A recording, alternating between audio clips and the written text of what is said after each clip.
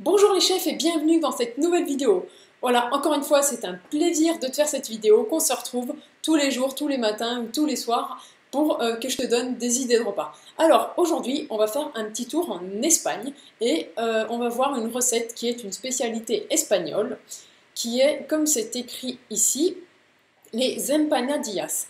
Alors, moi, ce que je retiens, c'est pas forcément que c'est espagnol et que c'est super bon, c'est surtout qu'en fait, c'est un peu de la farce qu'on met dans une pâte. Donc après, à toi de voir quelle pâte tu mets. Mais en tout cas, ça me sert beaucoup à, par exemple, passer mes restes. Parce que là-dedans, on peut y mettre un peu tout. Alors là, je t'ai quand même trouvé une recette pour que justement tu aies des proportions et tout. Mais en tant que recette, entre guillemets, fousi-tout, comme dirait Catherine Piette, eh bien c'est génial. Puisque dans des chaussons comme ça, tu vas pouvoir mettre tout ce que tu as. Je sais pas moi, un reste de chorizo, un reste de thon, un reste de poulet, un reste de légumes, un reste de fromage. Hop, tu plies ça en deux et ça te fait une bonne recette. Alors bien sûr, quand tu fais ça, c'est pas forcément les vrais empanadillas espagnols, mais pourquoi pas. Bon, après ce petit conseil, passons à la recette. Alors là, pas beaucoup d'ingrédients toujours.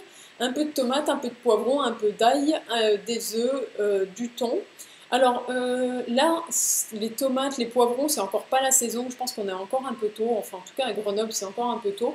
Mais comme je te l'ai dit, moi, je fais ces chaussons en fait avec ce que j'ai sous la main. Souvent des légumes, des fois aussi un peu de fromage, sinon que des bons légumes. Et voilà, c'est super bon. Pour la pâte, ici, eh ben, c'est écrit par exemple de mettre de la bière. Bien sûr, pourquoi pas dans ta pâte, au lieu de mettre de l'eau, mettre de la bière, un peu comme la pâte à crêpes. Ensuite, un peu d'huile, un peu de farine. Donc tu vois, une pâte à tarte, ça peut être relativement simple.